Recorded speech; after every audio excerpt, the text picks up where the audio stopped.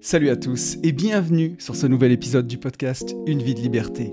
Je suis Tony, entrepreneur, marchand de biens et investisseur. Auparavant, chef d'entreprise, prisonnier d'une belle rat race, ce métro boulot dodo infernal, j'ai fait un burn-out en 2012 qui a tout remis en question. Je voulais changer de vie pour tout simplement vivre, avoir du temps pour profiter de ma famille et de mes proches, voyager et faire au quotidien une activité riche de sens. Grâce à mes investissements, j'ai réussi à atteindre l'indépendance financière en 2018 et depuis 2019, je partage ma passion de la liberté tous les 15 jours sur ce podcast et dans mes contenus. On y parle beaucoup d'argent et d'investissement, mais aussi de développement personnel, parfois avec une pointe de philo, de dépassement de soi et surtout de liberté. Parce que même si l'argent est indispensable pour être libre dans ses poches, je suis convaincu que la liberté ne vaut rien si on n'apprend pas à être libre dans sa tête. Et si d'aventure vous désirez aller plus loin avec moi, je vous propose des livres, des coachings ainsi que des programmes de formation en ligne pour vous permettre d'accélérer votre route vers la liberté. Tout cela est disponible sur notre site www.abinvest.net ou alors en description de cet épisode. Et c'est à nouveau avec un grand plaisir que je vous retrouve dans cet épisode et je vous propose de commencer comme je le fais tous les 15 jours en remerciant tous les gens qui m'ont écrit suite au podcast de la dernière quinzaine. Alors un grand merci à Victor, à Lou-Marie, à David, Quentin, Romain, Isis, Clément, Ricolas, Xavier, Cyril et Nimbus. Nous sommes 3098 sur YouTube, c'est ouf, hein. On a mis du temps pour arriver aux 3000 et là on est déjà presque à 3100, peut-être même qu'au moment où j'enregistre, on a déjà dépassé les 3100, donc c'est ouf, ça fait vraiment plaisir. SoundCloud, ça fait longtemps qu'on n'en a pas parlé, on est 598 aussi sur SoundCloud, donc n'hésitez pas, on est presque 600. Et on arrive à 372 notes sur Apple Podcast, mais toujours pas de nouveaux commentaires depuis le 20 décembre. Nous sommes mi-février, c'est pas normal, là. C'est pas possible. Donc, si vous avez un e-device, un téléphone Apple ou un iPad ou ce que vous voulez, un Mac, mettez-moi une note 5 étoiles sur Apple Podcast. Aidez-moi à faire péter encore une vie de liberté. On en a besoin. Donc voilà, n'hésitez pas, ça me fera plaisir. Et je vous rappelle que si vous voulez me contacter, le plus simple, c'est encore de le faire sur Instagram, sur mon seul et unique compte, parce que j'ai eu des tentatives d'usurpation, là, de bots. Donc j'ai un seul et unique compte Instagram qui s'appelle Une vie de liberté, où nous sommes 7863. Ça a explosé ces 15 derniers jours. Je crois que le séminaire à Rennes n'y est pas pour rien et on va avoir le temps d'en parler. Donc n'hésitez pas à me rejoindre. Voilà, je vise toujours les 10 000 abonnés Instagram sans tricher, sans me travestir et sans corrompre mon âme. Donc voilà, n'hésitez pas à me rejoindre. C'est le média où je suis le plus présent. C'est là où je vais partager en story pour voir un peu plus mon quotidien. Donc n'hésitez pas.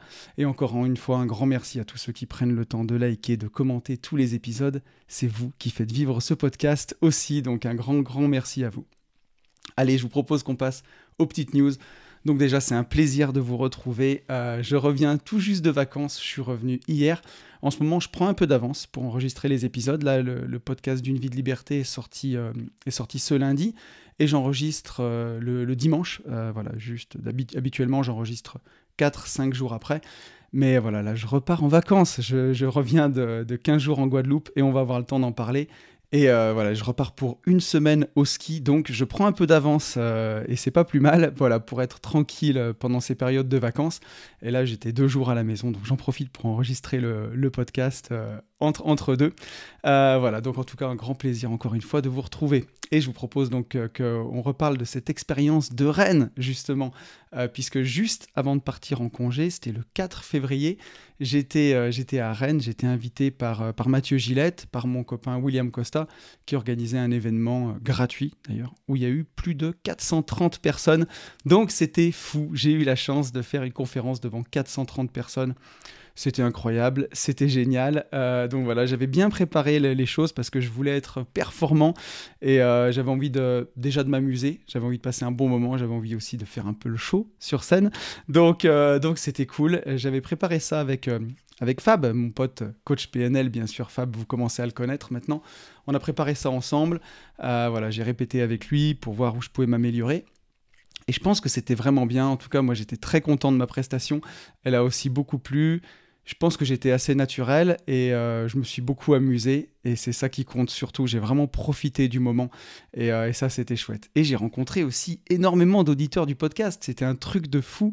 J'ai rencontré des dizaines de personnes, donc c'était un plaisir aussi. J'arrivais pas à faire 2 mètres, donc c'était ouf. Mais ça a été vraiment, vraiment chouette. Donc voilà, encore un grand salut à tous ceux que j'ai vus à ce séminaire, en tout cas, et c'était un plaisir. Petit retour sur mes vacances en Guadeloupe, c'est ce que je vous disais juste avant. Je reviens de Guadeloupe. J'y ai passé plus de 10 jours avec ma compagne et mes enfants. C'était exceptionnel. On s'est vraiment marré, on en a vraiment profité. J'ai coupé de fou. J'ai beaucoup, beaucoup coupé. C'est ce que je vous disais aussi tout à l'heure. J'ai pris un peu d'avance justement sur les podcasts pour être tranquille. Les podcasts avec Yann et les podcasts d'une vie de liberté. Même si, voilà, bien sûr, d'habitude, je les enregistre 3-4 jours avant la sortie, 3 jours avant la sortie.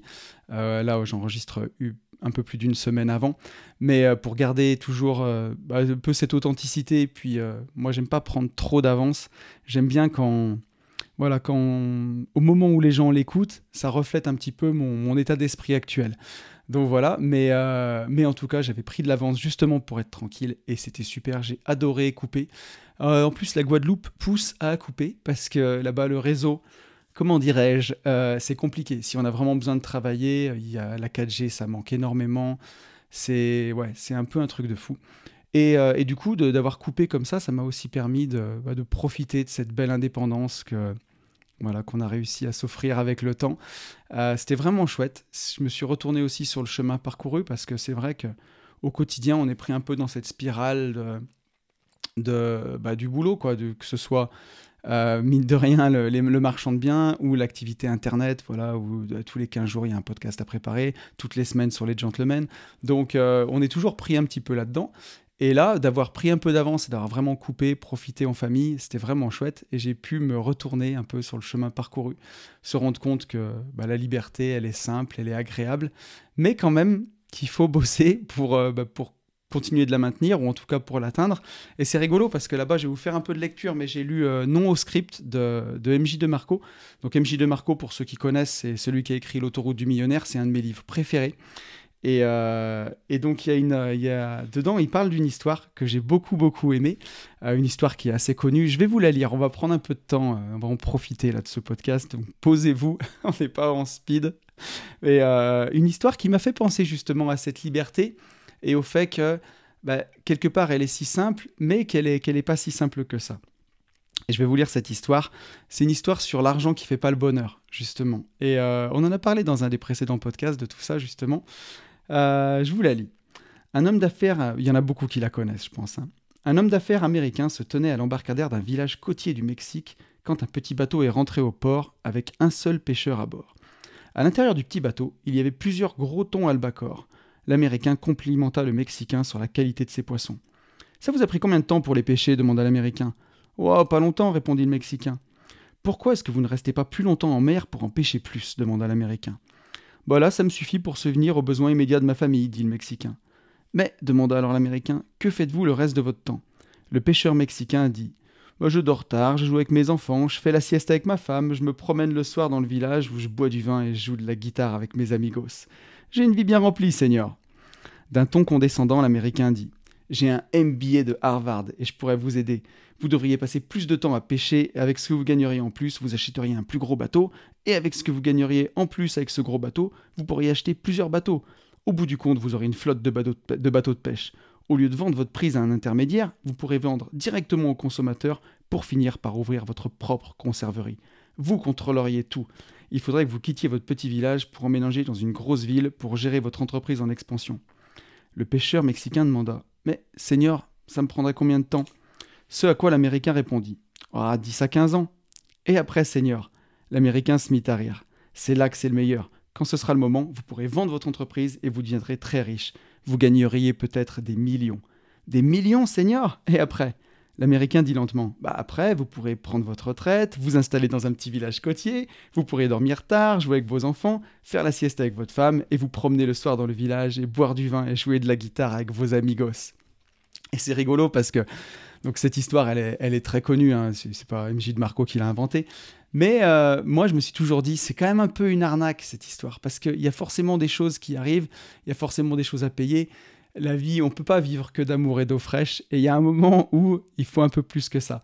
Et j'ai déliré parce que MJ de Marco, la façon dont il l'exprime, c'est exactement ce que j'ai ressenti, et où je me suis dit, voilà, pour profiter de ces bons moments en Guadeloupe, de ces beaux moments de voyage, bah, il faut bosser parce que la réalité des choses, c'est ça. Et lui, il fait la suite de l'histoire, MJ de Marco. Donc préparez-vous. Peu après le départ de l'Américain, les choses changent. Le gouvernement, dans une volonté désespérée d'obtenir plus d'argent des contribuables, prélève un certain nombre d'impôts sous la forme de redevances et de licences, notamment pour les activités liées à la navigation et à la pêche. Pour continuer de pêcher, le Mexicain doit payer 400 $ pour un permis de pêche, 200 $ comme taxe environnementale, 350 $ pour le droit de pêcher le thon albacore et 1800 $ de frais d'amarrage. S'il ne paye pas dans les plus brefs délais, le Mexicain sera interdit de pêche. Malheureusement, après avoir payé tous les frais, le Mexicain n'a plus que très peu d'argent pour pouvoir payer l'assurance et le permis du bateau. Ne pouvant plus exercer légalement dans la ville côtière de son choix, le pêcheur mexicain doit se rendre à 3 heures de route au sud jusqu'à une autre ville où la qualité du poisson est médiocre. Le long trajet a des conséquences sur la voiture du Mexicain qui finit par tomber en panne. Pour réparer sa voiture, il lui faut 200 $ pour une pompe à eau et 400 $ pour un radiateur. Et c'est sans compter les 600 $ pour que sa voiture soit remorquée jusqu'à son village. Mais les choses vont de mal en pis. N'ayant pas payé les frais d'amarrage au capitaine du port, le Mexicain perd son bateau. Le pêcheur mexicain, qui a passé l'essentiel de son temps à gratter la guitare avec ses amis et à siroter du vin, n'était pas préparé à ça, et il se retrouve incapable de subvenir aux besoins de sa famille. Sa femme demande le divorce. Maintenant, le Mexicain fredonne un nouvel air avec ses amigos. Quelque chose du genre « l'argent fait le bonheur ». Donc voilà. Non au script d'MJ de Marco, si vous voulez vous marrer. Il est vraiment cash. C'est bien traduit en plus, pour une fois. C'est pas comme Père riche, Père pauvre où c'est traduit n'importe comment. C'est bien traduit. Et donc, je voulais vous lire cette histoire parce qu'elle était rigolote. Plein de fois quand on est en voyage, et comme moi en Guadeloupe, où je me dis, mais finalement, j'ai besoin de quoi? Un short, un calbut et une paire de tongs. Et finalement, bah voilà, c'est pas si simple que ça. Et en fait, la liberté avec l'indépendance financière, elle est quand même un peu mieux parce qu'on peut faire face à toutes ces choses que notre pauvre Mexicain, auxquelles notre pauvre Mexicain ne peut pas faire face. Donc c'était rigolo et c'était vraiment très très bien dit. Et derrière un peu ces histoires populaires qui nous font croire que l'argent fait pas le bonheur, il le fait un petit peu quand même, hein, parce que voilà, les voyages c'est pas gratuit, profiter c'est pas gratuit. Donc bien sûr qu'on n'a pas besoin de... On peut aussi prendre une toile de tente et aller camper juste à côté de la maison. Et d'ailleurs, c'est ce qu'on va faire cet été, on l'a prévu. On va partir en bivouac 2 jours juste à pied, hein, autour de la maison, à 3-4 heures de marche. Et en fait, l'un n'empêche pas l'autre. Et c'est comme à chaque fois, on nous dit de choisir entre l'argent et le bonheur. Bah non, on veut les deux, on veut l'argent et le bonheur. Et bien sûr qu'on peut partir faire un bivouac à 4 heures de marche de la maison et passer du bon temps ensemble. Et on peut aussi avoir l'argent pour partir un peu plus loin et profiter en famille. Voilà, l'un n'empêche pas l'autre. Arrêtez de tomber dans cette arnaque de soit t'es riche, soit t'es heureux. On peut avoir les deux. Donc voilà. Voilà ce que je voulais vous dire. Dans les news, truc vraiment important quand même. Rookie Booster, notre formation 100% IMO et 100% dédiée aux débutants que beaucoup nous ont réclamé. Nous ont dit les gentlemen ou Tony, Ben, quand est-ce que vous sortez une formation qui est 100% dédiée aux débutants en immobilier, par où on commence? On y a répondu avec les gentlemen investisseurs. Donc c'est sorti le 24 février. Elle est sortie vendredi dernier, la formation. Donc au moment où vous l'écoutez, elle est disponible toute la semaine en réduction à moins 20% jusqu'à dimanche soir 5 mars minuit.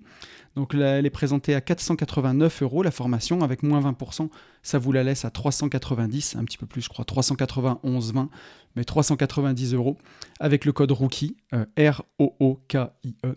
Donc voilà, une formation où il y a 6 heures de contenu vidéo, vraiment didactique, vraiment on vous prend par la main, c'est un programme où on se mouille, c'est pas du tout un programme où on vous dit... générique, voilà l'immobilier, comment calculer une rentabilité, comment passer chez le notaire. Bien sûr, il y a tout ça dedans, mais il y a aussi surtout une stratégie. On vous dit, voilà, si vous devez commencer aujourd'hui, voilà par quoi il faut commencer. Et il y a plein de choses qui vont à l'encontre de ce qu'on vous dit partout. Nous, on vous conseille de commencer par des leviers à haut rendement, donc de la LCD, on vous en parle, on explique vraiment comment le faire. De commencer aussi par votre résidence principale, on vous explique comment le faire. Donc vous verrez, c'est vraiment intéressant. C'est pas ce qu'on entend partout, mais c'est ce qui en tout cas pour nous marche. Et si on devait redémarrer de demain de zéro, c'est comme ça qu'on ferait. Vous avez la page de vente qui est disponible dans la description, qui est aussi disponible sur notre site www.abinvest.net. Si vous avez des questions, n'hésitez pas, ou envers moi, ou envers Yann, venez en DM sur Instagram, on se fera un plaisir d'y répondre. Donc on est hyper content. Voilà, ça fait longtemps que vous nous la réclamiez. Au début, on voulait pas la faire parce que on se voyait pas parler vraiment que aux débutants. Et finalement, c'était une erreur de notre part parce qu'il y a une grosse demande là-dessus. Donc voilà, on est très content. On a fait déjà une vingtaine de ventes de gens qui voulaient pas attendre la sortie, donc une vingtaine de ventes en direct avec des retours qui sont super. Donc on est trop content, quoi. Voilà. Et on sait qu'on a fait du bon boulot, donc je suis très fier de vous la présenter. N'hésitez pas à aller voir ça. Et en plus, on voulait pas faire un truc à 1000 balles, donc on a vraiment fait. On a condensé, mais ça reste didactique, ça reste très simple d'accès. Donc voilà. Et à un prix en tout cas qu'on juge vraiment parfait pour les débutants. Donc n'hésitez pas. Voilà, faites-vous plaisir et vous serez vraiment pas déçus, je vous le garantis. Je voulais vous parler dans les news encore de la parenthèse indépendance, donc deuxième session du mois de mai complète. Donc la première session du mois de mars qui a lieu au moment où vous écoutez ce podcast, à la fin de la semaine, ce sera la première session. Je vous enregistrerai là-bas un podcast des Gentlemen Investisseurs. Je pense que je ferai aussi un vlog pour que vous puissiez voir à quoi ça ressemble. On est très très excités, on a beaucoup préparé cette parenthèse, c'est trop bien, on a trop hâte de la faire. La deuxième session donc du mois de mai est complète. La prochaine session sera au mois d'octobre, donc il y aura 16 places disponibles. N'hésitez pas à réserver, on a déjà 4 places réservées. Alors j'ai pas ouvert la page de vente, j'ai juste des réservations par mail que j'ai pris pour l'instant, mais j'ai déjà 4 réservations et je pense que ça va aller très très vite. Donc voilà, je sais que c'est loin, maintenant on parle d'octobre, mais n'hésitez pas, si vous avez envie de prendre votre avenir en main avec une team de passionnés, une team de gens qui vivent vraiment l'indépendance, et des gens avec des parcours très différents, que ce soit Yann ou moi, on a déjà des parcours différents. Fab, il n'est pas investisseur à la base, il est surtout entrepreneur et il a un succès incroyable dans les affaires. Donc voilà, ça peut être super intéressant. Mon associé Ben, qui est plutôt discret sur les réseaux, mais un peu moins quand même. Il a fait un vlog là, on va en parler dans le podcast, et qui a énormément à apporter, donc qui sera en live avec vous. Je pense que ça peut être excellent. Et la dernière chose que je voulais vous dire dans ces news, c'est qu'on va sortir un nouveau format, quelque chose qui me faisait très très envie depuis des années. Et là, on va se lancer. Donc ça sera juste Fabien et moi, sur 2 jours, une sorte de séminaire ou de bootcamp, mais vraiment juste en mode mindset. Voilà. Pas en mode investissement, pas un séminaire pour travailler sur ses investissements, un séminaire pour travailler juste sur, quand je dis juste, c'est essentiel, tellement essentiel, mais sur son mindset, sur comment dépasser ses croyances limitantes. Et vraiment, c'est l'essence même. Et donc, ça serait 2 jours, toujours en Rhône-Alpes, voilà, avec Fabien et moi.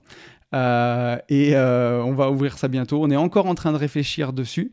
Mais si jamais ça vous intéresse, en tout cas que vous voulez que je prenne vos coordonnées pour être les premiers quand on va ouvrir ça, n'hésitez pas. Voilà, je pense qu'on va vraisemblablement faire une première session en mai ou en juin. On voudrait limiter ça à 10 personnes pour faire de la qualité. Je pense que ce sera entre 10-12 personnes et 2 jours avec des ateliers essentiellement de mindset. Là-dessus, il n'y aura pas d'investissement. Donc en soi, c'est quelque chose de complètement différent de la parenthèse indépendance. La parenthèse, c'est vraiment pour avoir un roadbook pour bosser sur ses invests. Bien sûr qu'il y a du mindset, mais c'est vraiment pour bosser sur ses invests. Là, ce qu'on veut créer avec Fab, ça sera vraiment essentiellement du mindset. C'est pas pour bosser sur ses invests. Bien sûr que ça vous permettra de vous débloquer pour vous dépasser dans les affaires ou dans la suite de votre vie. Mais l'idée, c'est vraiment de vaincre ses croyances limitantes, laisser derrière soi des gros bagages qu'on peut avoir qui empêchent d'avancer. C'est ce que j'ai fait moi déjà avec Fab il y a maintenant plus d'1 an et demi. Et avec un succès qui a été incroyable en tout cas pour moi. Et aujourd'hui avec Fab, on est potes et on a envie d'avancer ensemble. Et on a envie d'avancer sur ces sujets et de vous aider aussi parce qu'on sait ce que c'est que de vivre une fois qu'on a déposé son sac de pierre. Donc si on peut aider plus de gens, ce sera avec un grand plaisir. Donc si jamais ça vous intéresse, n'hésitez pas à m'écrire que je prenne votre nom. On a déjà beaucoup de gens qui sont intéressés parce que j'en ai parlé un petit peu en off, dans la vraie vie. Et voilà, donc je pense que c'est quelque chose qui plaira aussi, donc n'hésitez pas si ça vous dit. Et je vous propose qu'on revienne sur le podcast de la dernière quinzaine, Allô Tonton numéro 3. Donc encore merci à vous tous. J'enregistre ce podcast un peu tôt pour avoir beaucoup de retours. Donc j'ai quelques retours sur le podcast de la semaine dernière. Par contre, j'ai eu beaucoup de gens qui m'ont écrit « Ah tonton, trop bien le podcast, on adore ces podcasts-là ».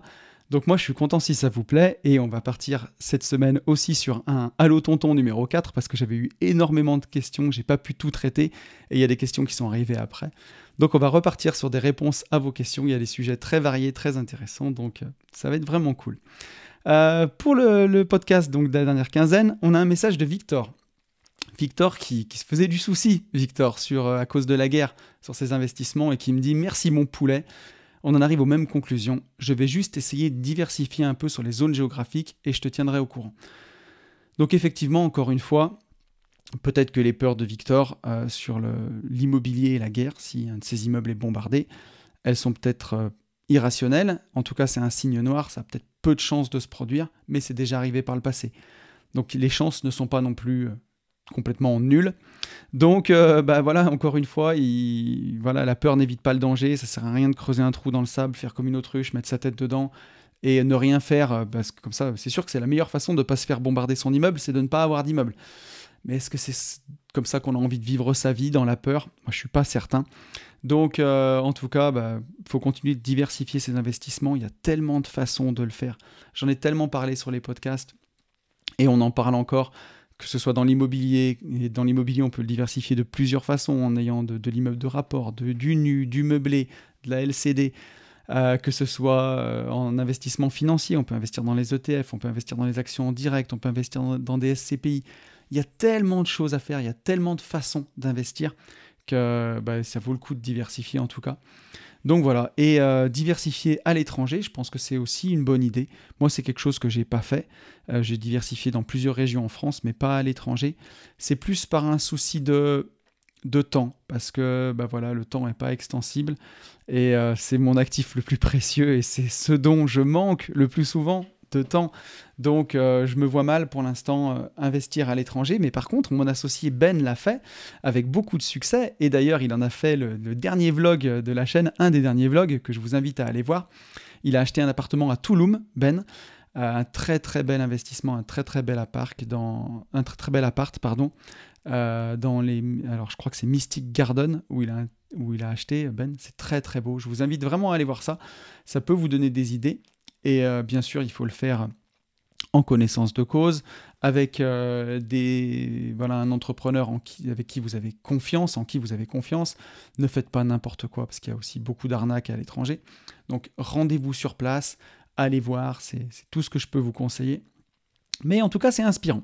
Donc n'hésitez pas à aller voir ce vlog. Moi, j'étais super surpris de la qualité, je trouvais que c'était magnifique. Et voilà, et c'est couillu aussi, hein. Faut pas avoir peur, et Ben n'a pas eu peur, et d'ailleurs il en est à 24% de plus-value latente, donc c'est quand même assez magnifique. Alors, on avait un message de Lou Marie qui nous dit « Merci pour tes conseils et bonnes vacances chez moi, et puisque je suis parti en Guadeloupe, merci d'avance pour les stories, hâte de vous retrouver à votre retour pour votre future formation. » Oui, Rookie Booster est disponible, j'en profite, je fais la pub. Un petit sujet rénovation si possible. Et je pense que c'est quelque chose qu'on fera, Lou-Marie, un sujet rénovation. À mon avis, on fera ça avec Yann dans les Gentlemen Investisseurs, parce que c'est un sujet qui est très très important. Et on se rend compte que vous avez tous beaucoup de difficultés pour estimer et pour suivre vos travaux. Donc c'est un sujet qu'on abordera dans les Gentlemen Investisseurs. J'aimerais bien qu'on l'aborde avec un invité, mais bon, il faut que je trouve le bon invité pour qu'on fasse ça ensemble. Il y a un module entier d'ailleurs, j'en profite, je fais la pub, hein, c'est la sortie, mais il y a un module entier sur les travaux dans Rookie Booster, parce que c'est très, très, très important, c'est plus que jamais un enjeu de demain. Moi je le vois, je fais construire beaucoup de neufs, donc les travaux, pour moi c'est de A à Z, hein, c'est des fondations jusqu'à la fin, et à quel point c'est hyper, hyper important. Dans les bonnes pratiques qu'on peut donner à ce stade, c'est encore une fois faire beaucoup de devis. Ça, c'est important, faire beaucoup de devis, bien s'entourer, bien choisir ses artisans, bien demander toutes les attestations pour être sûr d'avoir des artisans qui sont à jour de leur cotisation, des artisans qui ont pignon sur rue, qui sont là depuis des années. C'est quand même un gage de qualité. bien se renseigner aujourd'hui sur Infogreffe ou Papers. Vous avez toutes les dernières décisions d'assemblée, vous avez les statuts des entreprises, donc ça peut vraiment vous donner un coup de main sur aller investiguer pour voir la santé de l'entreprise. Moi, j'encourage vraiment à prendre un maître d'œuvre aussi. Ça coûte un peu plus cher, mais ça permet aussi, surtout sur le premier chantier, de s'y intéresser et d'être vraiment accompagné de A à Z. Et là, votre maître d'œuvre, vous lui collez au basque et vous lui posez toutes les questions pour vraiment devenir vous aussi un expert des travaux. Ça vaut le coup. En tout cas, ça vaut le coup de passer du temps pour apprendre à connaître comment ça fonctionne, puisqu'aujourd'hui, une fois de plus, c'est un énorme levier de négociation. On le voit... tous les appartements qui ont des DPE en F ou en G, et maintenant même presque en E, c'est des appartements qui traînent, on va avoir le temps d'en parler dans ce podcast. Et il y a des grosses opportunités à saisir. Nous, on a réussi récemment à faire une négociation sur un lot d'appartements où il y avait un seul des appartements qui était en F, une négociation de plus de presque 16 ou 17% sur l'ensemble. Donc c'est quand même vraiment intéressant, faut pas hésiter. Et on revient dans un marché d'acheteurs. C'est les acheteurs maintenant qui ont la main, c'est les acheteurs qui commandent un peu, qui arrivent à faire les négos depuis que les taux sont remontés. Donc ça vaut le coup de ne pas se précipiter sur les premiers biens, mais de bien négocier. Voilà. Et de faire des travaux. Il ne faut pas s'en priver parce que c'est un gros levier aujourd'hui. Donc je pense qu'on fera un podcast là-dessus. Et on avait un dernier message de David qui revenait sur Allo Tonton et qui nous disait « Merci pour les conseils. Je fais la même chose que toi, j'implique mes enfants. Mon fils de 4 ans me suit déjà sur tous mes chantiers et investissements. » Et oui, David revenait là-dessus parce que ma grande fille a fait son stage de 3e avec moi. Elle est déjà en 3e et elle a passé une semaine pour découvrir mon métier. Alors, elle le connaît déjà bien parce qu'elle me voit au quotidien, vu que je travaille de la maison. Mais c'était exceptionnel de partager ça avec elle, d'avoir sa vision des choses, parce que mine de rien, ce qu'on juge évident, facile à comprendre, c'est pas si évident que ça pour quelqu'un qui n'est pas dans le métier et qui est aussi jeune. Mais c'est très intéressant d'emmener ses enfants, de les impliquer. Moi, j'ai toujours emmené mes filles avec moi sur mes chantiers, que ce soit les maisons que j'ai fait construire quand elles étaient toutes petites. Je me rappelle du premier immeuble que j'ai fait construire en 2012. Mes filles avaient 1 an et demi, 2 ans et 4 ans. Et je les emmenais déjà à 4 ans avec moi par la main dans le chantier. Donc elles ont toujours vu des chantiers toute leur vie. Et quand les chantiers étaient terminés, elles faisaient les ménages avec moi. Même en 2019, on avait fini une dernière maison. Je me rappelle qu'on avait passé quasiment 2 jours entiers à nettoyer la maison, la mettre prête pour la location, à gratter les petits autocollants sur les vitres, à gratter les joints au sol, toutes les dernières bricoles qui n'étaient pas parfaites, à lessiver les murs, à finir de lessiver les sols, vraiment pour que ça brille.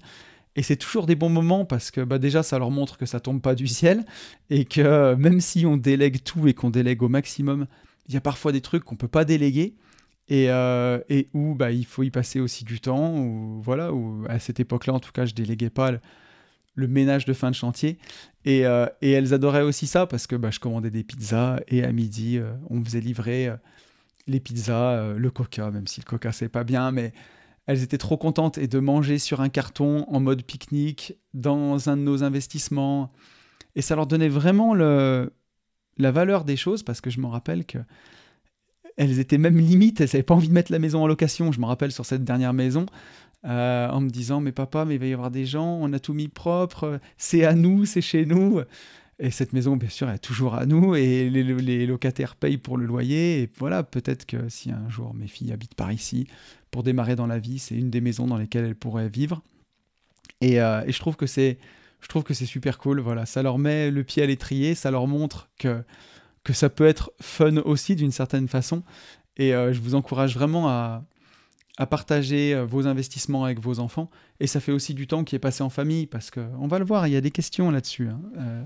C'est du temps qui est pas... Notre temps n'est pas extensible. Et si on veut vraiment dissocier d'un côté les invests et de l'autre côté sa famille, c'est du temps qu'on passe pas avec ses enfants, alors que quand on essaye d'impliquer tout le monde, même si on peut se dire qu'au premier abord, ça va saouler nos gosses d'aller lessiver des murs ou d'aller faire de la peinture, au final, c'est du temps qui est passé ensemble, ça montre la valeur des choses et c'est plutôt pas mal. Et je vous propose qu'on passe au podcast de la semaine. Vous l'avez compris, Allo Tonton numéro 4. Bah oui, à chaque fois, je reçois tellement de messages quand je fais un nouveau Allo Tonton. Puis il y a toujours des gens qui se réveillent au dernier moment. Donc j'en ai pour 2 épisodes. Et je vous ai prévu pas mal d'interviews pour les épisodes qui arrivent. J'ai des gens qui sont programmés, j'ai des parcours très inspirants, donc ça va être vraiment chouette. Et là, entre les vacances, c'est les Allo Tonton, c'est des podcasts qui me demandent aussi moins de temps à préparer, donc c'est assez cool. Et en plus, ça vous plaît, donc que demande le peuple? Voilà. Et donc, je vous propose qu'on y aille directement, et on a un premier message de Nicolas.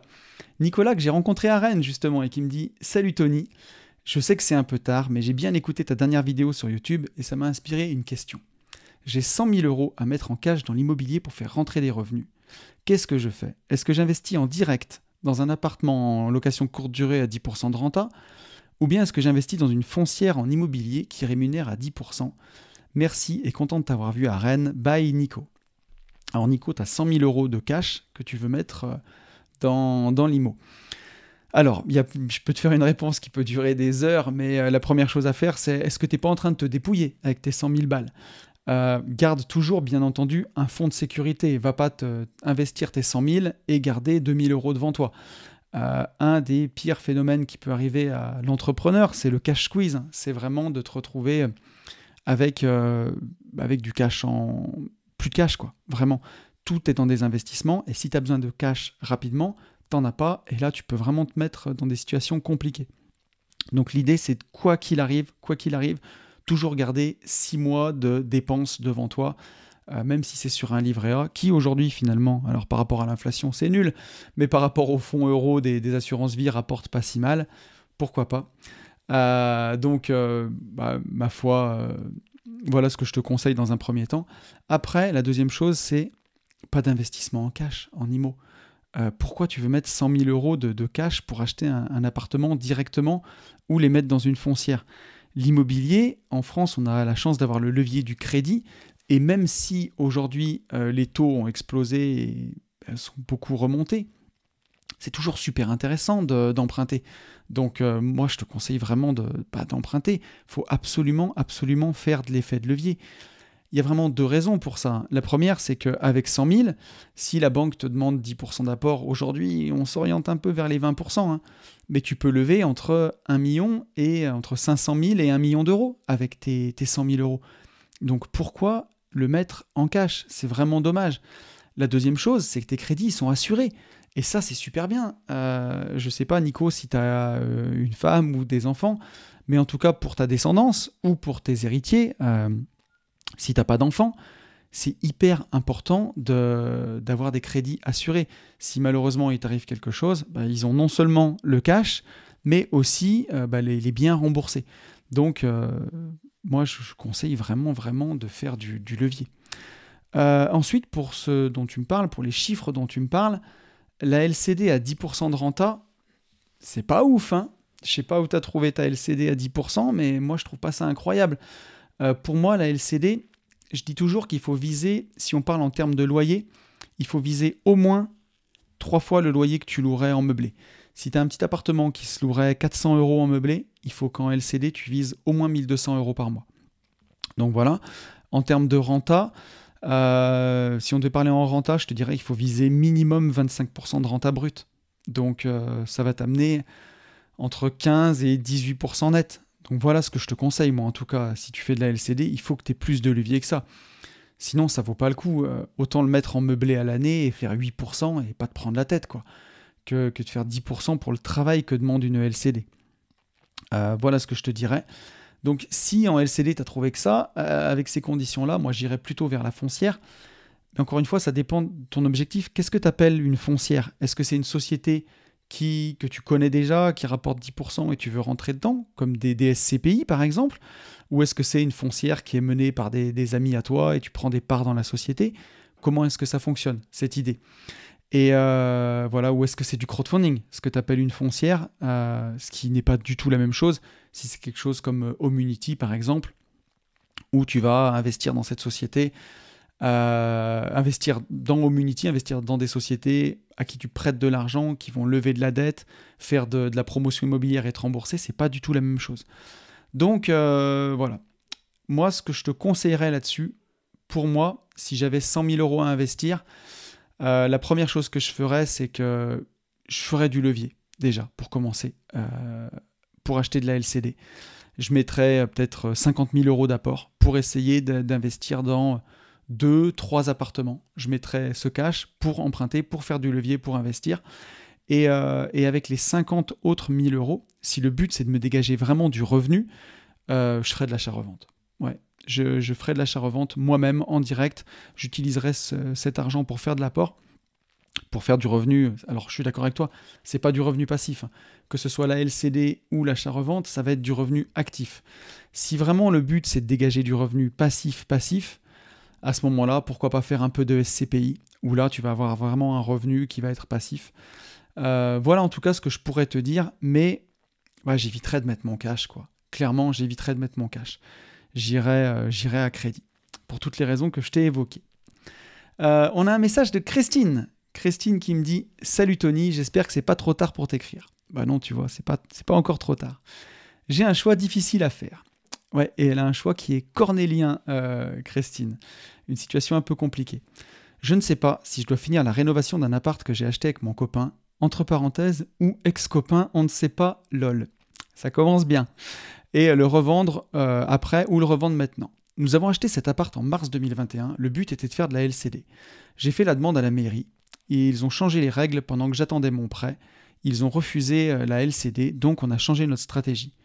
Et on a eu beaucoup de problèmes. Avec le syndic, c'est le pire. Ils ne répondent pas.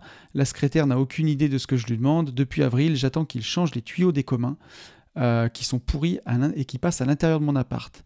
Ça me stresse, j'appelle, je fais des emails et des mises en demeure, mais ça n'avance pas. On a des problèmes d'humidité qui étaient connus à l'achat. On a fait un traitement avec une entreprise et là, on attend que ça sèche.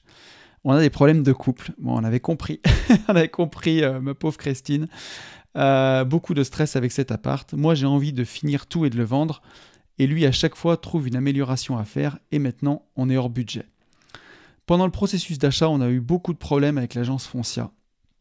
Maintenant, je n'ouvre plus une publication de Foncia et aussi avec le Crédit Agricole, avec un gros manque de respect de la part du conseiller. Après une année, je suis arrivé à retourner dans une agence du Crédit Agricole et à demander à changer de conseiller. Et ça m'a beaucoup affecté. Chaque fois que je pense à eux, mon corps réagit de la pire manière. Pour les murs, ils nous ont dit que c'était des cloisons et finalement les murs étaient porteurs, donc assurance déo, architecte, assemblée générale extraordinaire. Et là, on vient de finir.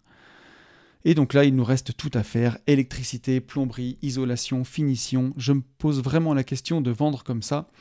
On va essayer de récupérer ce qu'on a investi et peut-être de recommencer parce que si on finit, il va nous rester encore plusieurs mois. Je suis contrarié parce que j'avais une idée de rénovation et j'aurais vraiment aimé la voir finie en vrai. J'ai eu beaucoup de red flags pendant tout le processus d'achat et j'ai même aujourd'hui arrêté de travailler pour résoudre le problème. Qu'en penses-tu? Que me recommandes-tu? Mon histoire est encore plus longue que ça, mais j'ai essayé de faire courte. Alors merci beaucoup. Et j'adore tes podcasts. Vous et Yann m'avez aidé à quitter mon ancien emploi toxique pour trouver un meilleur poste, même si je suis toujours salarié pour l'instant. Bon, même si ce que je compris, tu as arrêté de travailler pour l'instant, ma pauvre Christine, donc assez compliqué. C'est un gros sujet. Ça m'a moi-même stressé en lisant ton message, vois-tu. Donc voilà, non, mais blague à part, ça me rappelle furieusement mon cher immeuble de Saint-Étienne, où j'ai eu plein de problèmes. Et en général, comme disait Jacques Chirac, quand les merdes arrivent, elles volent en escadrille. Et c'est un peu ce qui t'arrive malheureusement. Donc, tu as 2 problèmes en fait, ma petite Christine. Tu as un problème de couple déjà, et tu as un souci d'investissement. Donc, il y en a un qui implique quand même l'autre, selon moi. La première chose, c'est de voir où tu en es en couple et qu'est-ce que vous voulez faire, quoi. Donc déjà, de se parler, clairement. Comment est-ce que ton conjoint vit le truc? Voilà, demande-lui, pose-lui la question. Et demande-lui qu'est-ce que lui veut avant cet appart, qu'est-ce que lui veut pour vous, quoi. Enfin, ce que je vous conseille, c'est vraiment déjà de discuter et de clarifier cette situation, parce que est-ce que c'était déjà la merde avant? Est-ce que c'est cet investissement qui fout la merde et qui rajoute un filtre sur votre relation? Et ça, c'est aussi bien possible. Donc, voilà, l'idée, c'est vraiment de se parler, savoir si il reste de l'amour dans le panier, quoi. Et qu'est-ce que vous voulez faire? Voilà. S'il y a séparation, bah, si vous décidez en tout cas de vous séparer, parce que tu sais plus si tu es avec lui, est-ce que tu es avec lui, est-ce que tu n'es pas avec lui, si vous décidez de vous séparer, moi, la première chose que je te dirais, c'est vraiment, pour moi, hein, de vendre au plus vite. Euh, Même s'il y a de l'argent à perdre, vendre au plus vite pour passer à autre chose. Si je dois prendre mon exemple dans ma vie, hein, où j'ai eu le cas avec mon immeuble de Saint-Étienne, c'est un immeuble que j'ai acheté fin 2009, que j'ai revendu en 2021, que j'ai gardé 12 ans, et je me suis très très rapidement rendu compte que j'avais fait des bêtises avec cet immeuble. Et moi, j'étais prêt à le perdre et à encaisser une perte au départ de quasiment, on était 3 dessus et on allait perdre 70 000 euros à 3. Donc une perte de quasiment plus de 25 000 euros, quoi. Enfin, autour de 25 000 euros. Moi, j'aurais préféré perdre 25 000 euros tout de suite que je crois qu'à la fin, j'ai dû peut-être gagner, ou enfin, j'ai gagné de l'argent quand je l'ai vendu, parce que forcément, j'avais amorti. Mais si je compte le temps que j'y ai passé et l'argent que j'y ai mis pendant la période, pendant les 12 ans, je suis sûr que je suis perdant au moins 15 000 balles. Donc j'aurais préféré perdre 25 tout de suite que perdre 15 000 sur 12 ans. Et au moins, je m'en séparais, voilà, et je repartais du bon pied derrière. Là, c'est un seul appartement, je ne me rends pas compte de ce qu'est la perte, mais si tu encaisses une perte même de 30 000 euros, des fois, il vaut mieux se couper un doigt que se couper le bras. Et vaut mieux perdre 15 000 balles tout de suite, et tu les referas, tu redémarreras. Tu vois qu'après, quand tu avances en achat-revente, 15 000 euros, c'est vraiment pas tant que ça. Et tu peux les refaire et tu peux avancer. Donc la première chose à faire, c'est ça, c'est voir déjà quelle est votre volonté pour votre couple. Est-ce que votre couple va survivre au truc, ou est-ce que c'était déjà compliqué avant, vous avez fait cet invest et au final, voilà, c'est mort. Si c'est mort, moi je vous conseille de le vendre le plus rapidement possible pour pouvoir passer à autre chose. Si c'est pas mort, il faut que tu fasses attention au biais du fait que ton appartement te sort par les yeux parce que t'en peux plus en fait. Ça, faut y faire très très attention. Parce qu'on peut avoir énormément tendance à croire que notre bien vaut rien du tout, juste parce qu'en fait, il nous sort complètement par les yeux. Moi, c'est le biais que j'avais avec mon immeuble de Saint-Étienne. Je le voyais pourri, j'en pouvais plus, il me sortait par les yeux, alors qu'à la fin, on l'a vendu, et on l'a plutôt bien vendu, parce que j'avais fait tous les travaux, et c'est juste que je pouvais plus le voir en peinture, mais l'immeuble en soi, il était cool. Donc l'idée, c'est ça. C'est peut-être de faire venir un œil extérieur, un artisan, un pote qui s'y connaît, et lui présenter les choses, et voir la réalité des choses avec un œil extérieur, un œil qui n'a pas subi tout ce qui s'est passé sur cet appartement, qui n'a pas le filtre des problèmes de couple, qui n'a pas le filtre des problèmes avec Foncia, de l'achat, et vraiment faire un point, voilà. Et avoir un œil extérieur qui nous dit clairement, soit c'est pas si grave, soit vraiment faut s'en débarrasser, parce que même en faisant les travaux, t'es pas sûr de revenir même dans tes frais, quoi, et que ça peut même te coûter plus cher en faisant les travaux. Donc voilà, voilà, quand un invest nous a épuisé, on peut vraiment avoir ce biais de penser que c'est de la merde, qu'on n'en veut plus. Donc tu le vendras forcément toujours plus cher si tu finis, mais par contre, est-ce que tu y retrouveras ce que tu y as mis dedans? Donc encore une fois, c'est de faire une réponse de Normand, mais c'est un curseur à placer entre votre couple, entre ta santé mentale et la santé de ton portefeuille. Voilà. Donc à voir où tu veux placer ce curseur. Et l'idée, c'est bien de prendre du recul et de faire venir une tierce personne. Voilà ce que je peux te conseiller. Et pour ce que tu nous disais dans ton message, Christine, quand tu nous disais qu'il y avait des murs qu'on t'avait dit qu'ils étaient porteurs, qu'ils l'étaient pas, on va reciter Jacques Chirac, hein, mais il disait « Les promesses n'engagent que ceux qui les croient ». Et là, encore une fois, et je le dis pour tout le monde, mais faites venir des artisans. Si vous avez des doutes sur un mur, s'il est porteur ou pas, ouais, le syndic peut vous le dire, mais même si le syndic a tort, au final, c'est vous qui portez les conséquences de tout ça. Donc, faites-vous votre propre opinion avec un professionnel du bâtiment. Faites venir des pros pendant les délais du compromis pour être vraiment sûr de là où vous foutez les pieds. Parce que on aura beau vous promettre que des murs n'étaient pas porteurs, s'ils le sont, ils le sont, quoi. Et au final, ça peut vous coûter cher. S'il faut faire des reprises, s'il faut faire des ouvertures, mettre des IPN, c'est vous qui allez payer. Donc voilà, encore une fois, faites attention à tout ça. On a un prochain, j'espère que ça t'aura aidé, Christine. On a un prochain message de Chewbacca, qui m'a mis un message sur YouTube qui me dit « Hello mon tonton, je me permets de te rebalancer un thème qui m'intéresse. Que penses-tu d'une manière de louer un bien noté G ou plus en DPE et dont la réno ne pourra jamais permettre une meilleure note ? puisque voilà, la surface est trop petite. Si on réisole, on va perdre des mètres carrés. Est-ce que louer ce type de bien sous le régime du bail professionnel serait une bonne solution ? Les baux commerciaux ne sont applicables qu'aux locaux, mais les professions libérales, les notaires, les infirmières, ne logent-ils pas dans des putains de baraques haussmanniennes sous ce régime de bail mixte et ou pro ? Alors, qu'est-ce que je peux te répondre ? La première chose, c'est de te dire de faire attention avec les nouveaux DPE, parce que on va faire un podcast, je pense, avec Yann sur les DPE, parce que c'est un peu n'importe quoi. Enfin, c'est pas un peu n'importe quoi, c'est qu'il n'y a pas de règle. Tu vas partir du principe qu'il faut tout réisoler, et peut-être que au final, c'est pas ça qui va améliorer les choses. Donc moi, ce que je t'invite à faire, si tu as un bien que tu convoites, la première chose à faire, c'est déjà de discuter avec le diagnostiqueur. Ça, c'est hyper important, parce que tu te rends compte que ces DPE, c'est vraiment du cas par cas.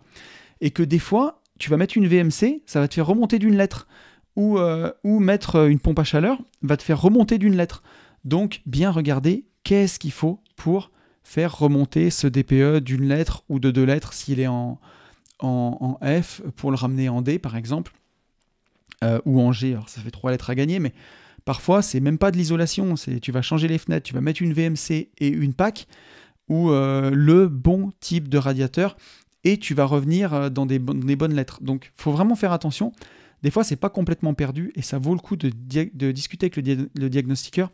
Mais en tout cas, n'entreprenez pas de travaux de votre propre chef en vous disant « Ah, j'ai réisolé, j'ai fait ça, ça va améliorer les choses », parce que vous pourriez être déçu. Donc, il faut vraiment discuter avec le diagnostiqueur qui a fait le diagnostic et lui demander comment on ramène l'appartement dans les bonnes normes. Ça, c'est super intéressant. Donc, c'est pas forcément une question d'isolation et de perte de mètres carrés. Ça peut être une question de VMC, une question de PAC, donc de pompe à chaleur, donc voilà. Après, par contre, pour moi, le bail pro, c'est vraiment une fausse bonne idée. Parce que bien sûr que pour les pros, tu vas me dire qu'on s'en fout des lettres et que les gens ne le regardent pas. Mais c'est vraiment la fausse bonne idée, parce que dis-toi que les pros, ils vont travailler dedans, ils vont chauffer et ils regardent aussi la note de chauffage. Et ils la regardent pour une bonne raison, c'est que aujourd'hui, les prix de l'électricité, ils sont plafonnés pour les particuliers, ils ne sont pas plafonnés pour les pros. Et ça peut faire des surprises qui sont énormes. On a tous vu ces derniers temps les notes des boulangers qui ont complètement explosé. Des boulangers qui sont limite amenés à fermer boutique parce qu'ils ont des notes d'électricité de 30, 40, 50, j'ai vu jusqu'à 100 000 euros.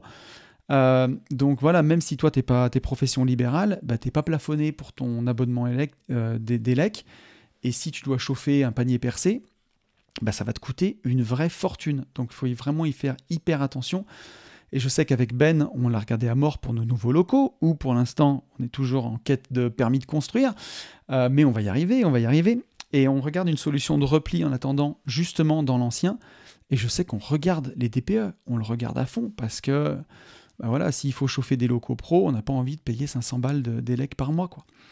Donc voilà. Et sur les immeubles haussmanniens, il y en a beaucoup qui en reviennent de ces vieux immeubles. J'ai vu un article il y a 3 ou 4 jours sur Lyon. J'habite pas très loin de Lyon. Il y a des très très beaux quartiers, notamment autour de la place des Terreaux ou de la Croix-Rousse, des quartiers que moi j'aime beaucoup. Où à l'époque, avec Benjamin, on avait regardé pour acheter un appartement à rénover, parce que c'est des appartements qui ont justement beaucoup de cachets, qui sont très très hauts de plafond. Et aujourd'hui, ces immeubles, ces appartements qui se vendaient à prix d'or il y a 2 ans et qui s'arrachaient, ils restent sur le bon coin. Et même avec des décotes aujourd'hui de 10%, 15%, ils partent pas, parce qu'ils sont tous en F ou en G. Et justement, c'est compliqué pour ces appartements de les ramener, parce que tu peux pas mettre une pompe à chaleur, tu peux pas mettre un groupe de PAC en façade d'un bel immeuble haussmannien, tu vois. Et c'est compliqué. C'est compliqué de les ramener, et aujourd'hui, ils sont délaissés, et les gens préfèrent payer plus cher pour du neuf, pour des immeubles neufs, avec du vrai confort moderne. Donc ça peut être une opportunité énorme à négocier pour faire des travaux, si tu as la possibilité de mettre une PAC, ou de changer les fenêtres, bien sûr toujours en bois et toujours dans le respect du quartier, parce que encore une fois c'est compliqué sur ces secteurs-là. Mais voilà, il y en a beaucoup qui en reviennent de ces vieux immeubles. Donc moi je sais que je préfère le neuf aujourd'hui. Si je fais de l'ancien, Et on en fait en ce moment, puisqu'on a un gros projet de rénovation dans l'ancien, mais on garde les 4 murs, quoi. Voilà, on garde les 4 murs, on refait le toit, on refait toute l'isolation pour ramener ce petit immeuble. En fait, c'est une grosse maison de ville, mais pour la ramener dans un DPE qui soit au moins en D. Mais voilà, c'est soit des travaux très très lourds, mais en tout cas, aujourd'hui, pour moi, acheter sans travaux un bien en F ou en G, même avec une grosse décote et espérer le louer dans l'État, une profession libérale, moi je m'y risquerais pas. Je trouve que c'est une fausse bonne idée pour toutes les raisons que je viens de te donner. Donc voilà, j'espère que ça répondra à ta question. Et on a un message de Baptiste. Baptiste qui m'a posé plusieurs questions, qui me dit « Salut Anto, j'espère que tout va bien. Tout d'abord, merci pour tes podcasts que je suis avec attention, tant il y a de valeur et d'inspiration à chaque épisode. » Bah je t'en prie, merci beaucoup. On sent véritablement la passion et ton envie de transmettre ton expérience et tes idées. Ouais, je te confirme que il faut être passionné pour faire les podcasts et pour les faire maintenant.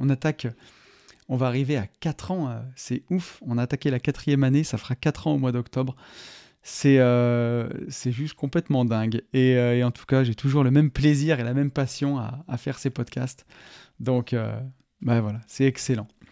Donc voilà, c'est vraiment très motivant pour tous ceux qui sont sur le chemin de la liberté financière. Bah écoute, tu m'envoies ravi. Concernant les questions à te poser pour le prochain podcast, j'espère qu'il n'est pas trop tard. Bah tu vois, on en a fait un deuxième. Voici les miennes. La première, comment faisais-tu dans ton ancienne vie pour gérer tes 70 heures de travail par semaine, plus tes investissements personnels, visites, etc., plus ton sport, plus ta vie de famille, etc.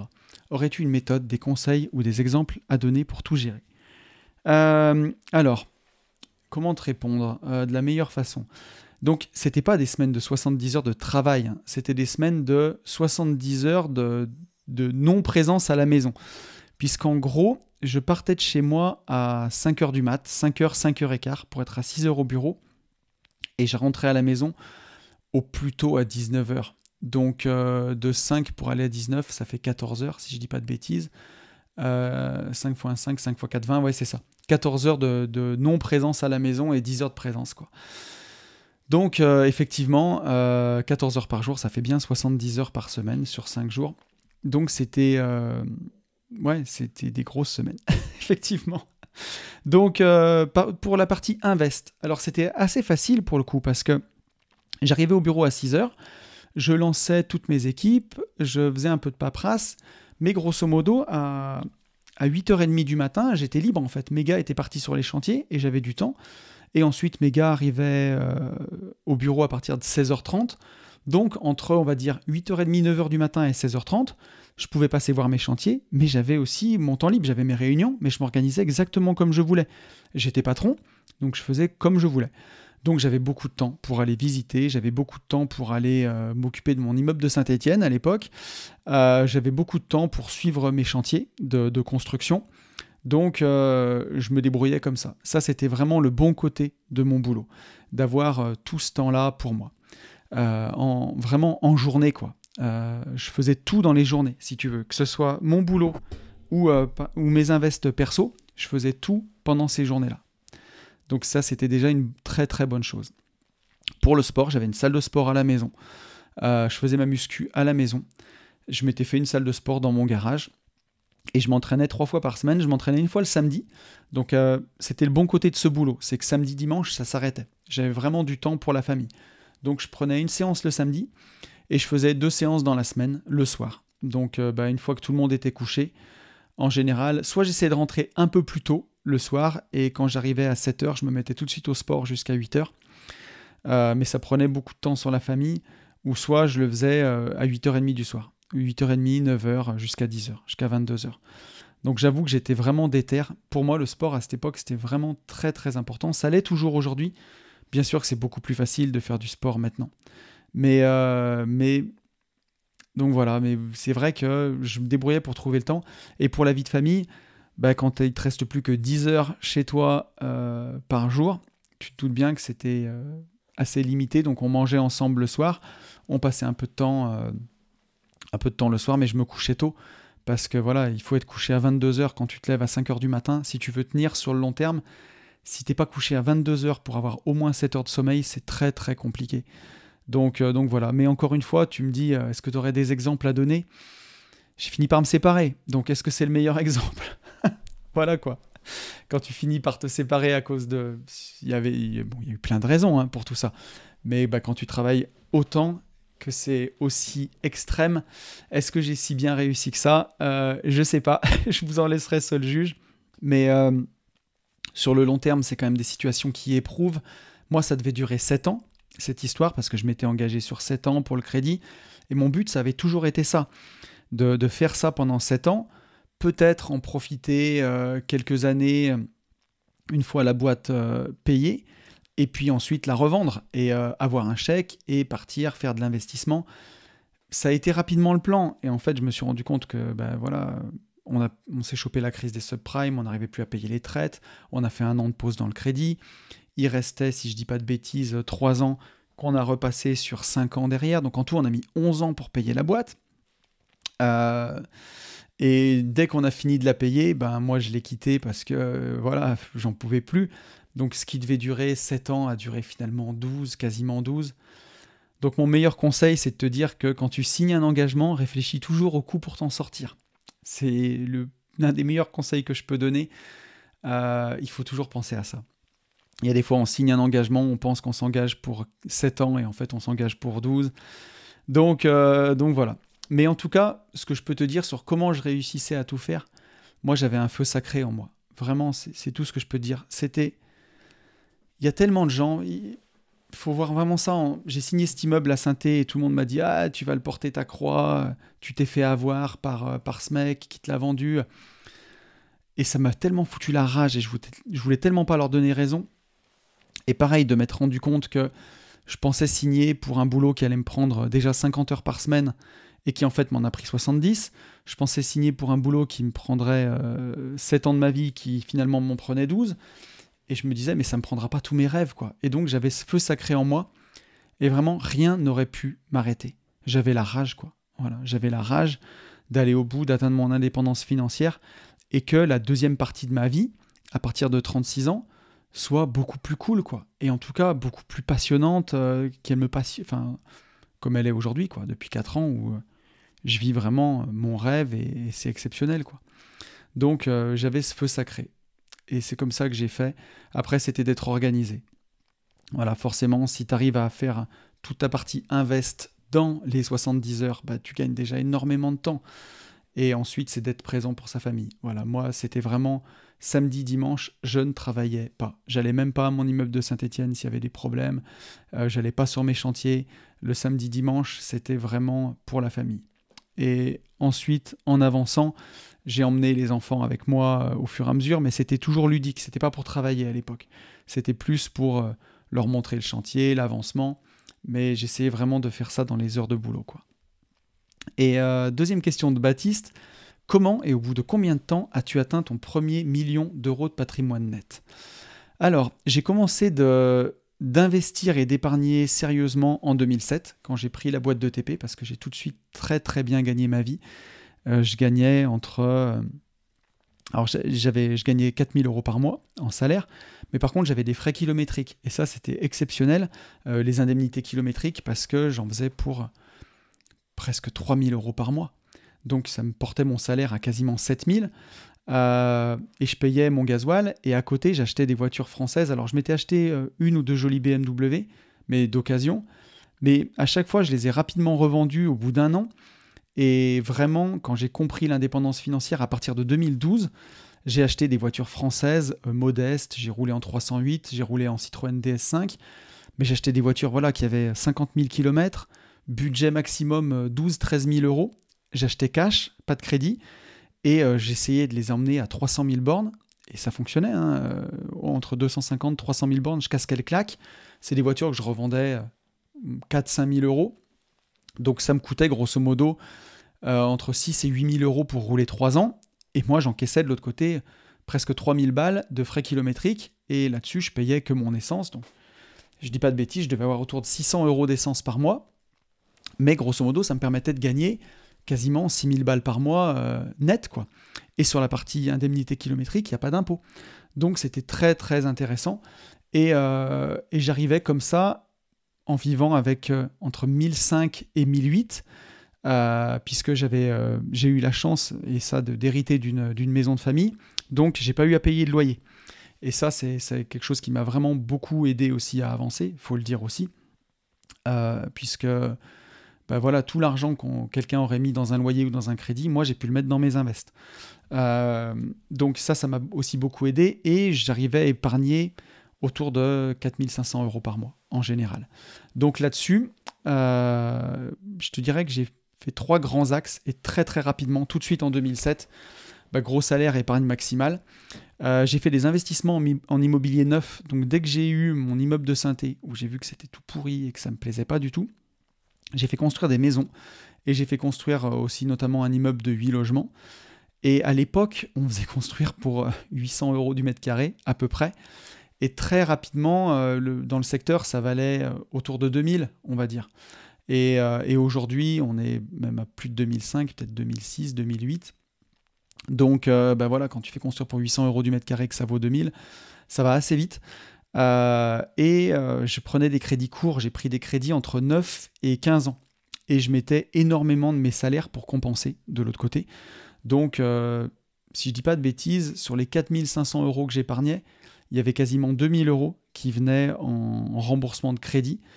Et les autres 2500 euros que j'épargnais pour faire des apports et que je mettais en bourse. J'ai très très rapidement commencé d'investir en ETF dès 2008, dès le plus bas de la crise des subprimes en fait. Et donc pour te dire quand je l'ai atteint précisément, je sais pas, parce que j'ai commencé à faire vraiment les maths de mon patrimoine en 2015. Voilà, vraiment, où j'ai découvert un super fichier sur un forum en ligne de gestion de patrimoine, et je me suis dit, bah, je vais le remplir. J'ai commencé de le remplir en mars 2015, vraiment scrupuleusement, et là, j'avais déjà dépassé le 1 million d'euros de patrimoine net. Donc, je l'ai fait quelque part entre 2007 et 2015, à mon avis, enfin, je l'ai fait, je pense vraiment en 2012, quand j'ai eu fini de construire mon immeuble de 8 logements, où bah, il y avait 600 mètres carrés, donc quand tu vois la différence entre tu fais construire pour 800 et ça vaut 2000, bah, tu vois la différence que ça peut faire. Donc je pense que c'est vraiment dès fin 2012 où j'ai dû atteindre le million de patrimoine net. Voilà.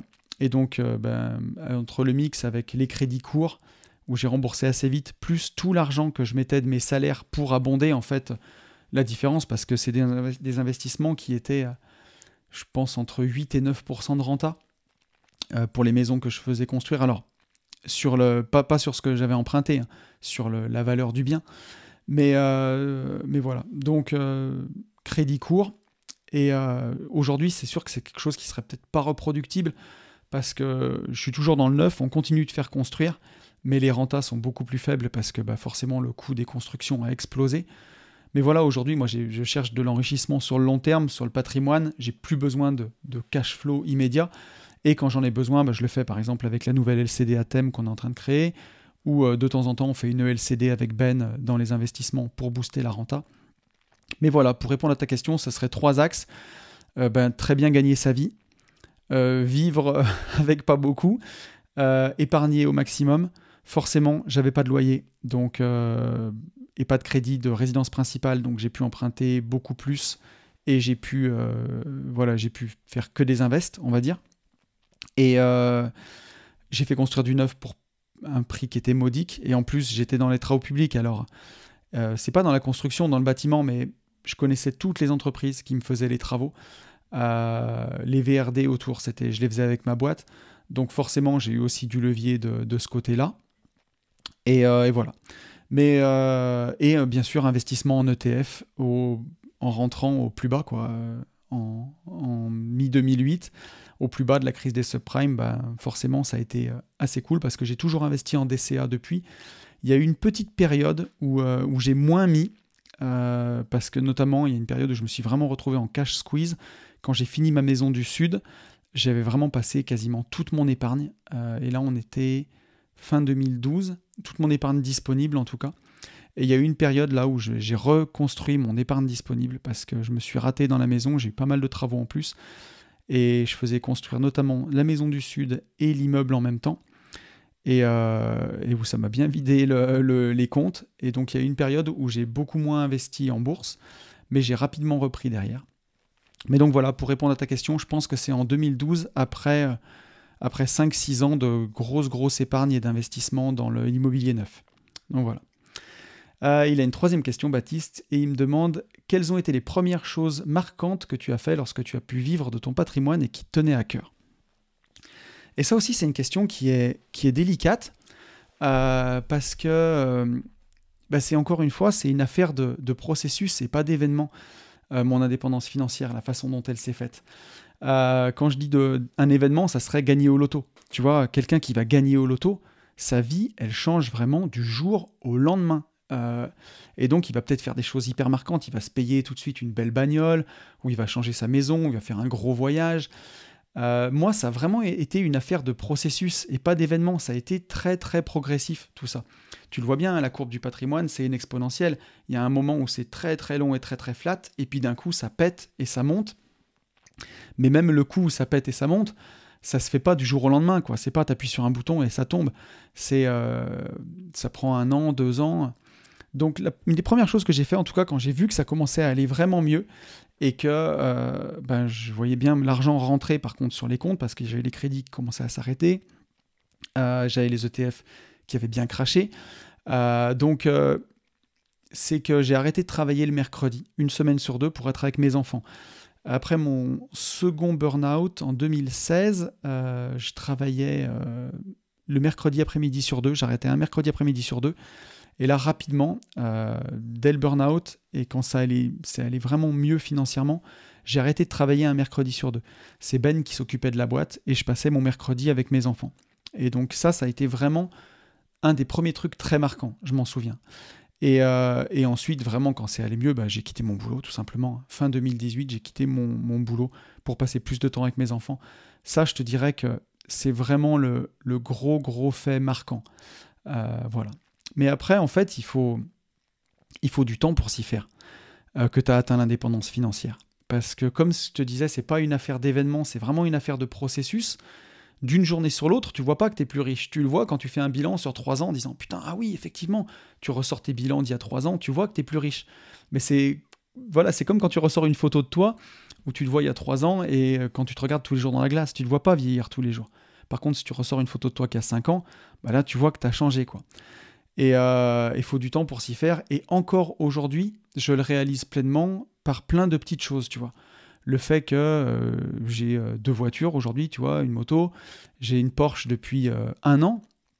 Et j'ai payé l'assurance de la Porsche, j'ai payé la révision de la Porsche. J'ai roulé avec la Porsche beaucoup, j'ai payé l'essence de la Porsche. Et ça m'a pas fait boiter, ça n'a rien changé dans ma vie, tu vois. C'est insignifiant. Et me dire que ça c'est possible, parfois encore ça me choque, tu vois. Et c'est par des petites choses comme ça, le fait de partir 10 jours en Guadeloupe en famille, payer un voyage comme ça pour 4 personnes et revenir plus riche que t'es parti, tu vois. Ça c'est des choses, faut le vivre pour le réaliser, et donc tu le réalises petit à petit. Et encore une fois, je pense que c'est bien de pas le réaliser et de se dire ah, je suis arrivé, tu vois, j'ai les pouces, j'ai l'indépendance financière, je suis au top de ma vie. Parce que, encore une fois, on n'est jamais arrivé dans la vie. Et tu sais pas ce qui peut t'arriver. Tout peut basculer du jour au lendemain. Vous l'avez sûrement tous suivi, c'est arrivé pendant que j'étais en Guadeloupe. Mais alors, c'est dans un tout autre registre. Hein. Mais il y a eu une affaire extrêmement tragique avec Pierre Palmade, qui, son addiction à la cocaïne depuis des années et à l'alcool, il pensait qu'il faisait du mal qu'à lui-même. Et au final, ça s'est soldé de la pire des façons, puisqu'il y a un nourrisson un nourrisson en tout cas, un bébé qui est mort dans le ventre de sa maman. Il a eu un accident terrible, tragique, et aujourd'hui, c'est quelqu'un qui va sûrement aller en prison et qui s'en remettra jamais, en fait, et qui a tué tout. Il a tué sa vie, il a tué sa carrière, il a tué quelqu'un par-dessus tout. Et voilà, et on passe du... Je ne sais pas si Pierre Palmade était au top, moi j'ai pas suivi sa carrière, puis je suis pas particulièrement fan ou client de ce qu'il propose, de son humour, mais en tout cas c'est quelqu'un qui avait une carrière, qui avait quelque chose, qui avait pignon sur rue, des entrées partout, et qui a tout flingué. Donc encore une fois, on n'est jamais arrivé dans la vie, on ne sait pas ce qui peut se passer, on peut avoir une maladie, on peut faire un mauvais investissement, on peut tout perdre, donc pas d'excès de confiance, voilà, faut garder les pieds sur terre. Et je pense que c'est la meilleure leçon qu'on peut donner. Et moi, c'est ce que je fais en permanence, et c'est ce que j'essaye de faire en permanence, de bien garder les pieds sur terre. C'est Coluche qui disait ça, mais mon grand-père le répétait tout le temps. Il disait la bonne taille, c'est quand les pieds touchent bien par terre. Et je trouve qu'il avait tout à fait raison. Voilà, on n'est jamais arrivé. Il y a toujours plus riche que soi, il y a toujours moins riche que soi. On peut se faire arnaquer, on peut tomber sur quelqu'un de mauvais, on peut avoir un accident de la vie. Donc on n'est jamais arrivé. Il faut vraiment en profiter. Mais en tout cas, pour répondre à ta question première, quelles étaient les choses marquantes que j'ai fait quand j'ai pu vivre de mon patrimoine et ce qui me tenait à cœur, on peut le résumer en disant que j'ai passé du temps en famille. Voilà, pour moi, c'était le plus important. Et il nous reste 2 questions. On a une première question de Mbarek. Mbarek qui me dit « Comment fait-on pour patienter lorsqu'on est justement dans cette partie basse de l'exponentielle du patrimoine ?» Donc la phase asset rich, cash poor. Voilà, on a beaucoup d'argent en assets. On est millionnaire ou peut-être même multimillionnaire en patrimoine physique, en maison, en ETF, en tout. Mais on n'a pas de cash. On n'a pas de cash. Et moi, j'ai été des années et des années dans cette partie-là. Peut-être même 12 ans. J'avais jamais 100 balles devant moi. Parce que déjà, je m'astreignais à pas avoir 100 balles devant moi. Ma paye tombait le 2-3 du mois. Au 5, tout était parti dans les différents supports d'investissement ou dans les remboursements de crédit. Et je me laissais que 500 balles d'argent de poche, grosso modo, par mois pour faire mon mois. Donc, plein de fois, je refusais des restaurants. Plein de fois, je faisais super attention à mes dépenses. Donc, voilà, on se rend compte qu'on est riche en patrimoine. Et je le disais souvent, d'ailleurs. Je disais, même encore en 2016, 2017, je me disais, mais je suis riche en patrimoine, mais je suis pas riche, j'ai pas d'argent. Et en fait, dès que tu fais tes premiers arbitrages, où vraiment tes crédits s'arrêtent, là, ça commence à pleuvoir. Et tu commences à être dans ce coup de cul de l'exponentiel là qui part. Et après, plus rien n'est jamais pareil. Et voilà, c'est très bien, mais qu'est-ce qui fait tenir dans cette partie-là ?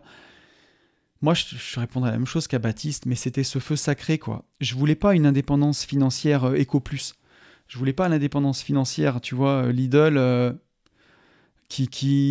l'indépendance financière à 1 500 € par mois, tu vois. Je voulais un truc solide, je voulais au moins comme mon ancien salaire, je voulais au moins 4 000 balles, je voulais un bon niveau de vie et un truc où, quoi qu'il arrive, si je fais pas de conneries, je retourne jamais bosser pour un patron ou pour un truc que je veux pas. Donc moi, c'est ça. J'ai tenu au mental pour ma part. Et ce qui aide aussi, c'est de remplir ce fichier de patrimoine. Tu vois, c'est ce que j'ai fait à partir de 2015, où vraiment, même si l'argent, il passe de ta poche droite, tu vois, à ta poche gauche, et que tu le vois pas physiquement dans tes mains ou sur ton compte, puisque c'est des jeux de remboursement de crédit, tu vois en tout cas ta valeur nette qui augmente dans ce patrimoine. Et ça fait vraiment du bien de voir cette valeur nette qui augmente. C'est ce qui te rassure, et c'est ça qui me faisait tenir aussi. Mais voilà, c'est chiant parce que dans les faits, t'es riche, mais sur le portefeuille, t'es fauché. Mais ce qu'il faut aussi se dire, c'est que c'est un peu comme ça tout le temps, hein, et c'est un peu souvent comme ça. Il y a rarement de l'argent. Il y a franchement rarement de l'argent. Tu vois, Bernard Arnault, je pense que parfois, il a des problèmes de liquidité, même en étant multimilliardaire, parce qu'il n'a pas des milliards sur son compte. Les milliards, c'est dans des entreprises. Tu vois, ils sont placés dans des boîtes, c'est des parts de société. S'il décide, il a besoin de 30 milliards, il doit vendre quelque chose, il peut faire chuter un cours de bourse, il peut faire chuter une valorisation d'entreprise, donc c'est toujours compliqué. Il y a 50 Cent qui, il y a quelques années, s'est mis en faillite personnelle, justement parce qu'il a eu un problème de liquidité suite à un divorce. Tout le monde a dit 50 Cent est ruiné, il n'était pas ruiné du tout, 50 Cent. Mais c'est un dispositif qu'on peut mettre en place aux États-Unis pour se mettre en faillite personnelle. Donc tu ne mets pas tes sociétés en faillite, tu te mets toi, pour pouvoir différer tes impôts et différer tes remboursements de créances. Je ne connais pas le mécanisme exactement, je ne sais plus combien ça s'appelle, plan 401 ou un truc comme ça. Et donc c'est ce que 50 Cent a fait, parce qu'il a un problème de liquidité, il n'avait plus de cash, tout était dans des boîtes, et s'il avait dû payer, il aurait dû vendre des parts de société, peut-être au pire moment. Bien sûr, les gens sont toujours au courant quand c'est comme ça, donc il lui aurait sabré ses prix d'investissement. Donc il a préféré faire ça pour pouvoir vendre ses investissements au compte-gouttes. Et 50 Cent, ses affaires marchent super bien, que ce soit ses business d'alcool, ses business à la télé, ses anciens albums.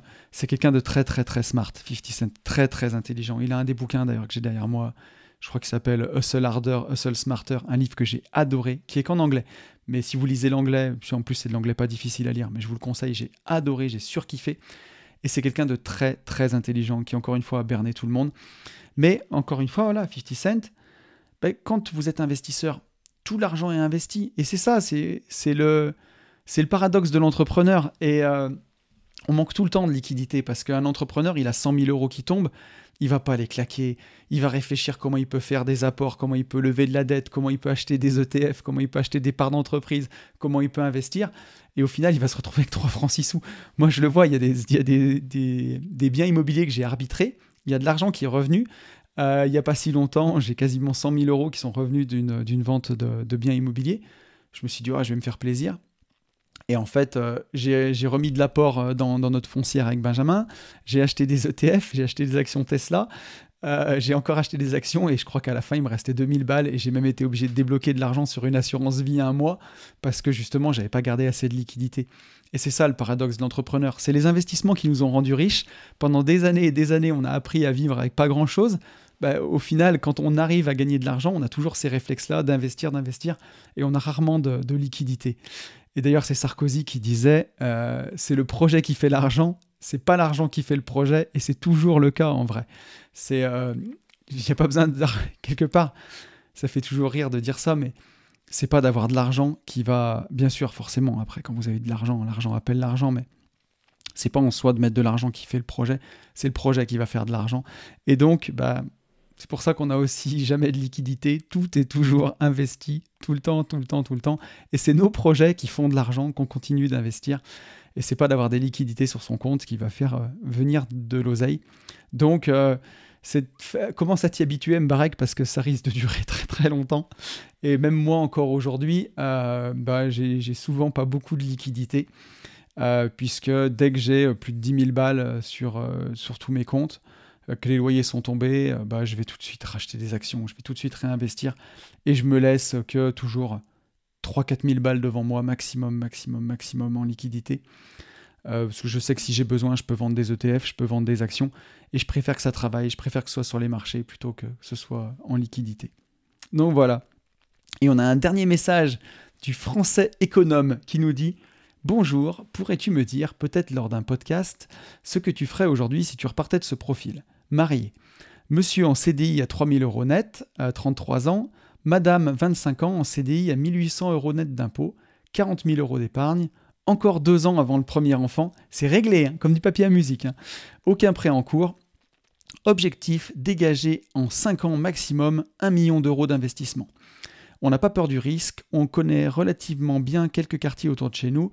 Aucune peur, sauf celle de se tromper après tant de temps à arriver à ce stade où nous en sommes. En tout cas, merci beaucoup et merci pour tes partages qui me sont chers.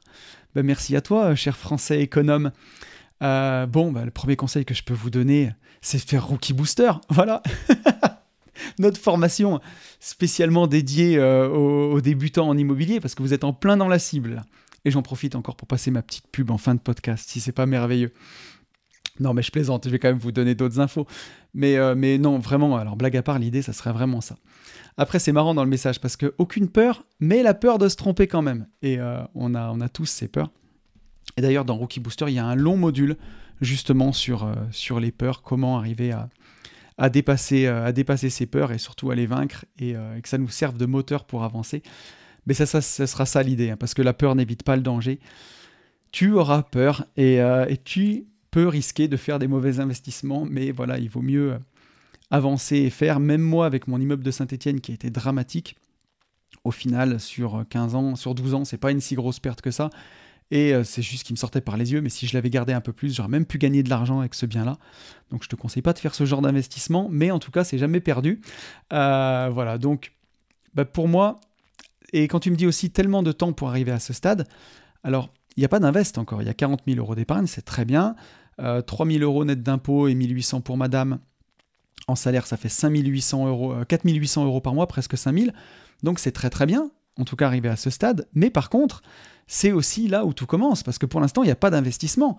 Donc si demain ton patron te dit bye bye, ciao, ou réduction de poste, ou je ne sais quoi, le carrosse peut se retransformer en citrouille. Donc c'est chouette d'être arrivé à ce stade-là, mais c'est que le début. Donc c'est là maintenant où il faut y aller. Donc c'est là où il faut investir pour que justement le carrosse ne se retransforme jamais en citrouille et que vous atteigniez une vraie sécurité financière par vos investissements. Donc l'idée, les 40 000 euros d'épargne, ils sont mangés par l'inflation aujourd'hui s'ils ne sont pas investis. Là, on le voit, hein, c'est une sorte d'impôt caché. Hein. Cette année, on a dû prendre 8% d'inflation, donc ce cash-là, ces 40 000 euros valent plus que 36 ou 37 000, quoi. C'est pas bon, hein. Donc il faut investir à tout prix, et l'immobilier, pour ça, c'est un excellent rempart contre l'inflation, l'immobilier à crédit, parce que voilà, les biens immobiliers, ils vont malgré tout nous protéger de l'inflation. L'argent qu'on emprunte aujourd'hui, même si les taux sont élevés, c'est de l'argent, on le sait, hein, l'argent d'aujourd'hui vaut plus cher que l'argent de demain. Ça va nous permettre, à cause de l'inflation justement, de fixer des mensualités dans le temps. Et ce qu'on va rembourser dans 20 ans par rapport à la mensualité d'aujourd'hui, dans 15 ou 20 ans, ce sera dérisoire. Donc l'idée, c'est vraiment ça, c'est vraiment de se constituer un patrimoine à crédit. Et sans spoiler Rookie Booster, et on peut même la spoiler, mais nous, on vous conseille vraiment, vraiment, vraiment les leviers au rendement. Donc, c'est au démarrage qu'une fusée elle a besoin de plus de carburant pour s'extraire de l'attraction terrestre. Vous avez sûrement vu les concours de strongman qui tirent des camions. On le voit, hein, pour vaincre l'inertie du départ, de faire bouger ce camion, c'est là où il y a besoin le plus d'énergie. Et ensuite, une fois qu'il est en mouvement, il y a besoin de beaucoup moins d'énergie pour le tirer. C'est aussi pour ça d'ailleurs que ces concours, ils se font sur des toutes petites légères montées parfois pour maintenir une tension constante. Donc voilà. Mais l'idée, c'est vraiment ça. C'est de se dire, au départ, on veut vaincre cette inertie. Donc il faut faire des investissements qui soient le plus rentables possible et qui dégagent le plus de cash. Donc ça va être de la location courte durée, ça va être de la colocation par exemple, mais tout ce qui permet d'avoir un levier haut rendement. Et de l'achat de résidence principale. Je ne sais pas si vous possédez votre ERP, mais aussi c'est très important de le faire et pas le faire n'importe comment. N'allez pas voir votre banque en demandant votre capacité d'épargne et d'aller vous mettre à 35% pour acheter une ERP neuve beaucoup trop chère. Non, pas du tout. L'idée, c'est d'acheter la ERP la plus modeste possible, mais voilà, qui vous plombe pas votre capacité d'épargne, mais qui vous permet de vous mettre un toit sur la tête, avec un levier de valorisation, que ce soit des travaux, une division, mais une maison que vous allez pouvoir revendre plus cher immédiatement. Dans les 6 mois, vous pouvez revendre plus cher pour tout de suite dégager du gros cash, et à côté, emprunter pour faire de la LCD, pour dégager du cash. Il y a vraiment des bonnes façons de le faire. On détaille ça vraiment en détail dans Rookie Booster, mais l'idée, c'est vraiment ça. Voilà. Commencer tout de suite à investir dans l'immobilier à crédit, parce que par les temps qui courent, sur le long terme en tout cas, c'est le meilleur rempart contre l'inflation. Et pour ton objectif, en 5 ans, 1 million d'euros d'investissement, ça fait emprunter 200 000 euros par an. C'est vraiment pas la mer à boire. C'est pas difficile, surtout avec un bon salaire comme vous avez. Si à côté, vous faites une partie en crédit amortissable pour des appartements LCD qui dégagent du cash, ça va continuer de vous enrichir tous les mois, ça va améliorer votre capacité d'endettement. Et de l'autre côté, avoir une ERP qu'on peut revendre peut-être dans 1 an, 2 ans. En plus, vous aurez un beau prétexte, parce que dans 2 ans, il faudra déménager, il faudra une maison avec une chambre de plus pour le premier enfant. Et 2 ans après, pour le deuxième enfant, une maison avec une chambre de plus. Donc, dans les années qui arrivent, vous pouvez facilement justifier 3 déménagements. Et si vous faites 50 000 euros de plus-value à chaque changement de maison, la vie ne sera pas pareille dans quelques années. Donc pour moi, aucun problème avec ce mix-là. C'est pas du tout impossible d'atteindre les montants dont tu me parles. Donc voilà, j'espère que j'aurai répondu à ta question. Et on arrive à la fin de ce podcast. J'espère que ça vous aura plu. Ça y est, j'ai plus de questions. Donc la prochaine fois, on se retrouvera pour un podcast en duo. Et oui, normalement, en duo, on devrait y arriver si les dates correspondent bien. Et ça devrait le faire. En tout cas, voilà, j'espère que ce podcast vous aura plu. Moi, j'ai pris beaucoup de plaisir à le faire. C'est un podcast que j'ai enregistré assis. Je vous en ai pas parlé. D'habitude, j'enregistre toujours une vie de liberté debout. Là, je l'ai enregistré assis. Vous me direz si vous avez senti la différence. Je vous rappelle que Rookie Booster est toujours disponible jusqu'au dimanche soir, 5 mars, minuit. Moins 20% avec le code ROOKIE, R-O-O-K-I-E. Je suis convaincu que cette formation vous plaira. On y a mis tout notre cœur avec Yann, toute notre énergie et toute notre compétence, et on a déjà des excellents retours. Donc voilà, ça nous touche beaucoup. Moi, je vais vous quitter cette semaine. Et pour conclure, je vous dis la même chose que d'habitude. Je vous souhaite le meilleur. Et vous le savez, je vous souhaite par-dessus tout de vivre libre.